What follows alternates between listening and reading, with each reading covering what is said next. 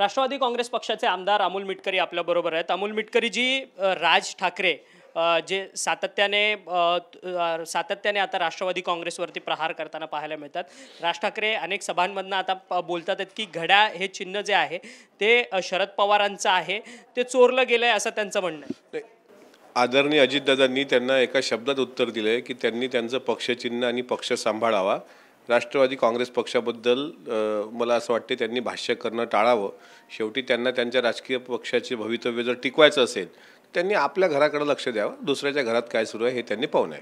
खरं तर राज ठाकरे जे आहेत ते आता उद्धव ठाकरेंवरती पण टीका करताना पाहायला मिळतात. ते म्हणतात आहेत की हिंदू हृदय सम्राट जी बाळासाहेबांना बिरुदावली होती ती हटवली गेली गेल्या 2.5 वर्षांच्या मवियाच्या सरकारमध्ये तुम्ही देखील होता, तुम्ही देखील राष्ट्रवादी पक्षाचा भाग होता, संयुक्तिक राष्ट्रवादी पक्ष होता त्यावेळेस, आणि ते म्हणतात आहेत की हिंदू हृदय सम्राट ही बिरुदावली हटवली गेली. ते तसं बोलणार नाहीत तर त्यांची भाषणं लोक ऐकतील कसे?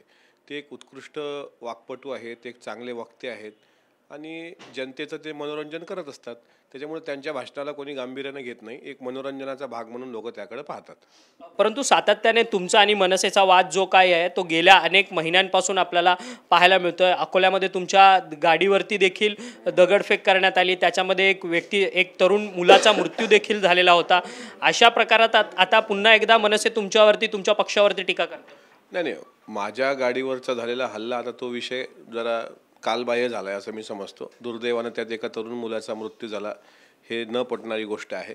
आता प्रश्न राहिला की आता विधानसभेच्या निवडणुका आहेत, प्रत्येकाला आपलं राजकीय अस्तित्व निर्माण करायचं आहे. त्यामुळे इतर पक्षावर आम्ही टीका टिप्पणी न करता आम्ही आमच्या पक्षाची लाईन कशी मोठी करता येईल त्यामध्ये आता प्रामुख्यानं लक्ष देत आहोत. त्याच्यामुळे ते काय बोलले, त्यांचे प्रवक्ते काय बोलले, ते स्वतः काय बोलतात याकडे आम्ही दुर्लक्ष केलेलं आहे.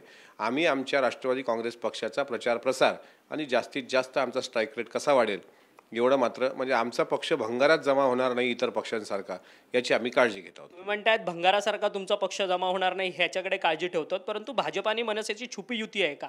बाळा नांदगावकरांना मनसेचे उमेदवार आहेत शिवडीमधनं, त्यांना भाजपने पाठिंबा दिलाय. त्याचसोबत नागपूरमधल्या काही जागांवरती मनसेनं भाजपला पाठिंबा दिलाय. त्यामुळे हे काय त्यांची छुपी युती आहे का? एकीकडे महायुतीमध्ये भाजप तुमच्यासोबत सामील आहे. राजकारणात काहीही होऊ शकतं आणि एक लक्षात घेतलं पाहिजे, कोणी कोणासोबत युतीत जाऊ शकतं. त्याच्यामुळे त्यांची काही युती असेल तर त्या दोघांनाच माहीत आणि त्या दोघांनाच लखलाभ. तुर्तास महायुती म्हणून आम्ही सर्व एकत्र आहोत आणि आम्ही आमच्या पद्धतीनं परत या राज्यात सरकार स्थापन करण्यासाठी प्रयत्न करतो आहोत. भाजप तुमच्यासोबत मग बेवफा आहे का, ज्या पद्धतीने मनसेबरोबर त्यांनी काही जागांवरती युती करतात? नाही, असं आहे की शेवटी त्यांनी कोणाशी युती करायची हा त्यांचा प्रश्न आहे. आम्ही एक गोष्ट लक्षात ठेवून आहोत की महायुतीमध्ये आम्ही भाजपचे मित्रपक्ष म्हणून आता सध्या आहोत आणि आमचे उमेदवार ज्या ठिकाणी आहेत त्या ठिकाणी निवडून आणण्याचा आमचा प्रामाणिक प्रयत्न असेल. तर कोण वफादार आणि कोण बेवफा हे तुम्हाला लवकरच कळेल. छगन भुजबळांवरती राजदीप सरदेसाईंनी पुस्तकामध्ये अनेक त्यांच्या खुलासे केलेले असल्याचं आपल्याला पाहायला मिळतात. परंतु छगन भुजबळ 2021 मध्ये भाजपवरती कडाडून टीका करत होते. एकेकाळी हर्षवर्धन पाटील हे काँग्रेसमधनं ज्यावेळेस भाजपमध्ये गेलेले त्यावेळेस त्यांनी सांगितलेलं की मला आता चांगली झोप येते.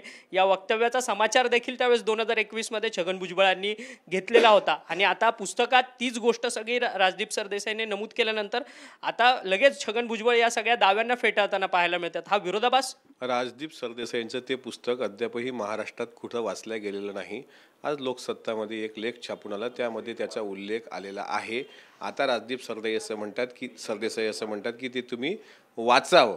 पण आता प्रधानमंत्री नरेंद्र मोदीजींच्या आज धुळे आणि नाशिकमध्ये सभा आहेत. त्याच धर्तीवर काल हा गौप्यस्फोट जाणीवपूर्वक करण्यात आला का, याचं उत्तर मला असं वाटतं माझ्यापेक्षा भुजबळ साहेब अधिक पद्धतीने देऊ शकतील. कारण आज सकाळी तुम्हीच दादांचं 1 to 1 केलं, तुम्ही दादांची मुलाखत घेतली. त्यामध्ये त्यांनी अनेक गोष्टी क्लिअर केल्या की ह्या ईडीच्या धाकाने आम्ही सत्ता सरकार स्थापनेमध्ये गेलो, हे साफ खोटं आहे.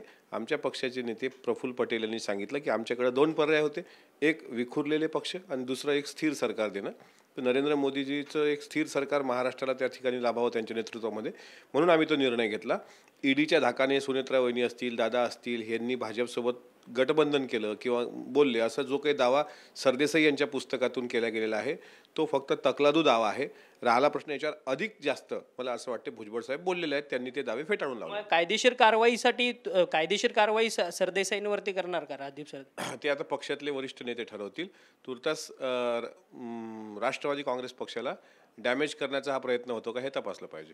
धन्यवाद, तुम्ही आमच्याशी बातचीत केली होते. अमोल मिटकरी ज्यांनी संपूर्ण खुलासा जो आहे तो आपल्यासोबत केलेला आहे. आणि राज ठाकरे हे आता निवडणुकीच्या पार्श्वभूमीवरती आमच्यावरती टीका टिप्पणी करतात, त्याशिवाय त्यांना काही काम नाही, अशी देखील प्रतिक्रिया अमोल मिटकरी यांनी आपल्याशी बोलताना केली आहे. व्हिडिओलिस्ट अजय मोहितेसह अक्षय मंगणे, TV9 मराठी, मुंबई.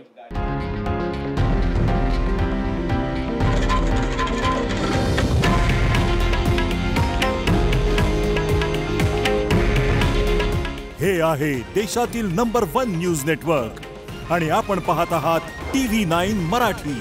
काळजी तुमची, हित महाराष्ट्राचं.